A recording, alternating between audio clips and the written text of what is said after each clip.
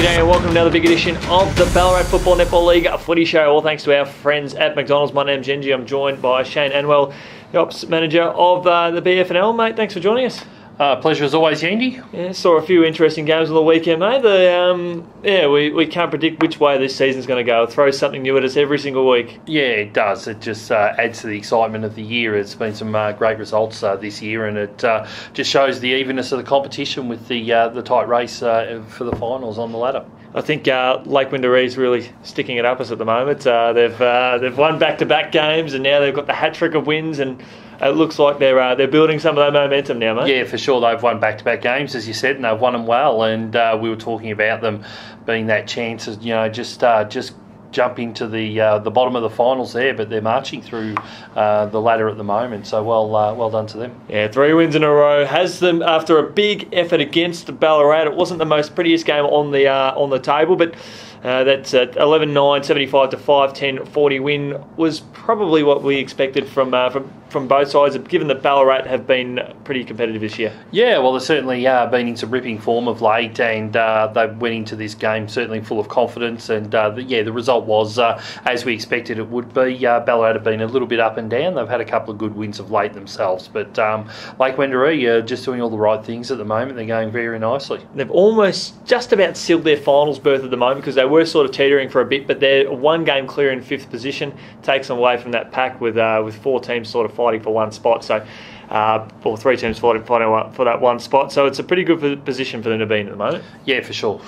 Next game we'll have a look at is the local derby or derby, depends on which part of Australia you're from. I don't know what you refer to it, mate. I went down to this derby on the weekend, so I had a look at the game there, and thanks Sunbury for having me down there as well. It was a beautiful weather down there, and it was a good game. And sorry, I probably jumped in on you here, but no, Melton South jumped out of the blocks, and they were playing very nice football up until half time there. They were in front for most of it, but the class and skill of Sunbury came through in the end. It's a pretty good effort though by South, because the way they're performing the last few weeks have been interesting. I know last week would definitely hurt against Redan, but to bounce back like they did against the Sunbury Lions outfit, that's I think still got a bit of work to do in order to make itself that sort of contender. They've been a bit up and down over recent weeks. Yeah, they have been, and they know that. Yeah, they know that, and I think it's obvious to everyone. But no, Melton South played a really good game. They had the opportunities, and certainly would have been a big scalp if they had have got over the line. Yeah, it was only sort of 4 points separating the sides of quarter time, but as you mentioned, South sort of jumped out of the blocks with the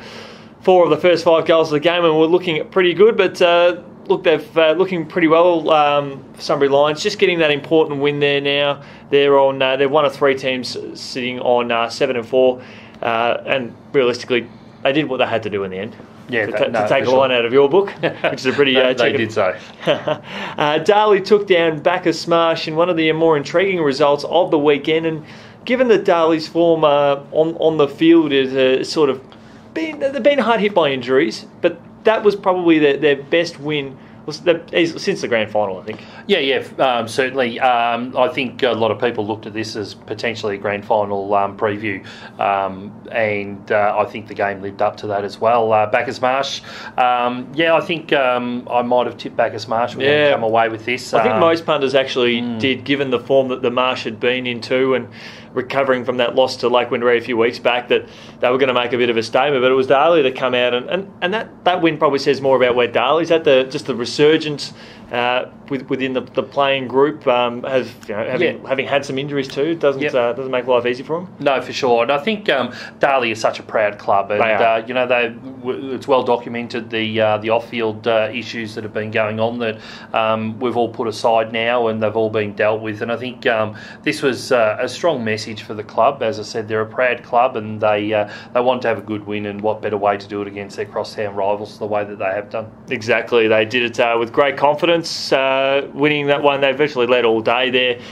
The Devils, and Melton had to come from behind late in the final term to take down Redan. Now, we've spoken up the Lions throughout the year that they've been very competitive in most of their matches, and again they just fell a little bit short against the Melton side that did just enough to keep us to get that 4 points. Yep, exactly right. And Redan we keep talking about, they're probably not far away, and they need to have a win, and I think they probably were on the way there on the weekend, but as you said, Melton just wore them down. They come from behind, and they had the win there. So well done to Melton. It was an important win for Melton. Oh, definitely. They need that to keep in touch with the finals race. So if they had dropped that, they would have been percentage and game further back now. So it was a really crucial win for them, and they'd be happy they got over the line and took the 4 points and fight on for another week. Exactly. And I guess with Redan as well, they've lost 10 games for the year, but I think probably in about 6-7 of them they've been in winnable positions too. So add a couple more players of a bit more experienced players to that lineup again. Next year they'll be winning those games of footy, and things will be a bit different. The other important game of the weekend was East Point defeating North Ballarat City. Watching this game on the team app, which is a fantastic app by the way, it was almost deja vu, mate, because these two teams faced off just about a month ago, and there was maybe a point or two separating the sides at three-quarter time, and then East Point, like they did on the weekend, like they did in that game, put the foot down and kicked away in the final turn. Yeah, that's right. East Point have got a lot of class about them this year, and they've been showing that over the last few weeks. North City certainly would have liked to have got the win on Marsh Stadium. They don't get to play there as often as they would like, and they would have liked that. But I think East Point are really starting to demonstrate why they're sitting clear on top of the ladder. We've all been talking about them all year, how classy they are with that group of players that they've got in this year, that young group, and they've just gone about their business, as I keep saying, and they've done it well, and with the results falling the way they have with Bacchus Marsh going down to Darley there, it's put them a game clear on top of the ladder, so it sets them up nicely for the last 5 weeks, and they'll be looking to push on. What do we say about City now? Once after round 6 they were 5-1, they were flying. We were thinking, well, it'll either be them, East Point or Bacchus Marsh. The three of those sides might be juggling for a spot in the top 2. Now they're sitting on the fringes of the 6, and they're on equal points with the teams that are fighting for that spot, losing 4 of their last 5. It's tough for them, but they haven't been comprehensively beaten either. They've been winnable games. They have been winnable games. It's just a bit of a slump at the moment, and they'll certainly be doing all they can to address it. I think you summed it up perfectly there, Yeendy. We were talking about them being top 2 there, but they're just hanging into finals at the moment on percentage, and they can't afford to be dropping any more of those games because you've got the likes of Melton, even Sebastopol. They're just nipping at the heels, and they'll be having a red hot go certainly to push up. Sound like a broken record, mate. I've heard it with a lot of... I had a discussion with a number of people just throughout footy circles that Darley had a bit of a slump around this sort of time of year last year, and managed to get one win, and away they went, and they went on to win the premiership. I mean, Wendouree are actually replicating that at the moment with a bit of an up and down season. Now they've strung the wins together, they've got that potential. So for teams like North Ballarat City and even Wendouree at the moment, you have a bit of a rough spell.